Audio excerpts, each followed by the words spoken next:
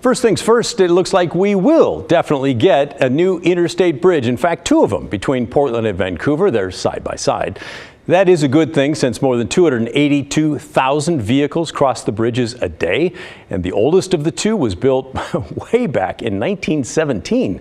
The plan is to replace both bridges. The bad news, it's going to cost a whole lot of taxpayer dollars. Leaders hope somewhere around $6 billion, but if everything goes wrong, maybe it could be as much as $7.5 billion. One way we just learned they're going to pay for it, well, they're going to install tolls on the old bridge as they begin building the new one. Isn't that exciting? More on that tomorrow. Today, we got a chance to talk with the project leader, Greg Johnson. I'm sure he's very good at what he does. He's also pretty good at spinning. Listen to the way he answers my colleague Anthony's question when he asks why the project price tag jumped $2 billion from the first estimate to the second. So, Anthony, when we released the number back in almost exactly 2 years ago in 2020. That number was a estimate of taking the old Columbia River Crossing project, inflating it to 2020 inflation rates and cost estimates. So that was just to get us into the ballpark. This new estimate is actually based upon the locally preferred alternative that was approved by the partner agencies. So this is really the first estimate of the new program itself. So, and in that intervening time period, we have had, as you know, inflationary pressures have gone absolutely through the roof. We've had supply chain issues and other things that impact construction pricing. So those are the key elements that has moved this cost higher for the program itself. I checked, and commercial construction inflation was roughly 20% for the year 2021. So yes, it was high. But certainly that's not the only reason. Greg Johnson added that a new transit center on Vancouver's waterfront will be tremendously expensive to build. And there's also a plan for an elevated light rail line along I-5. So that is going to cost a pretty penny as well. Now, this graphic also shows many changes that would be made around Hayden Island to compensate for lost off-ramps and on-ramps from I-5. A lot of the work here is also boosting the cost. There's a lot of changes planned, and as the project moves forward, we're going to try and touch on as many as we can. But this photo kind of gives you an idea of the scale of the work. Keep in mind the foreground, where a lot of the changes are going to happen, that's not even the actual bridge over the Columbia. So that's all in the top right side of the picture, and that'll be in addition.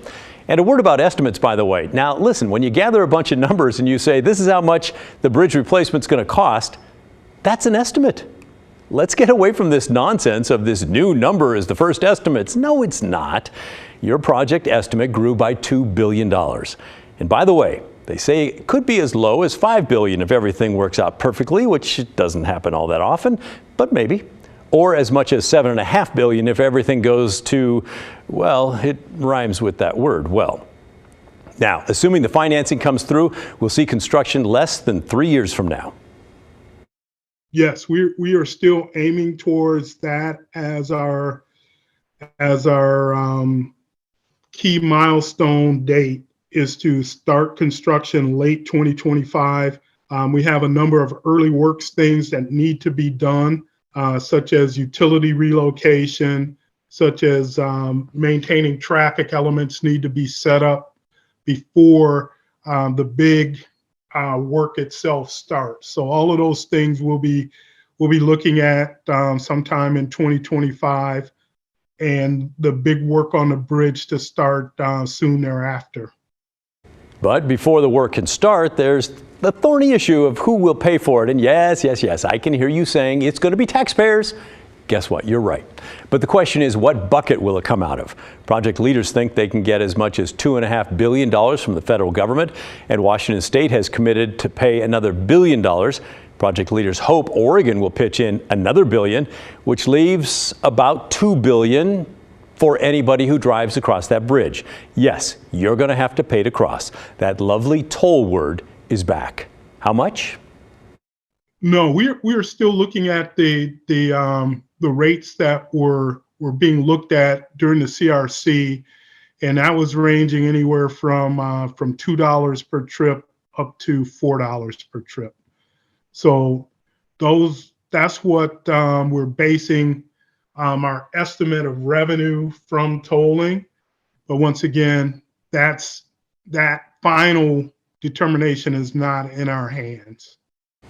And before you start thinking like I was, you're not going to toll me, I'll use the I-205 bridge.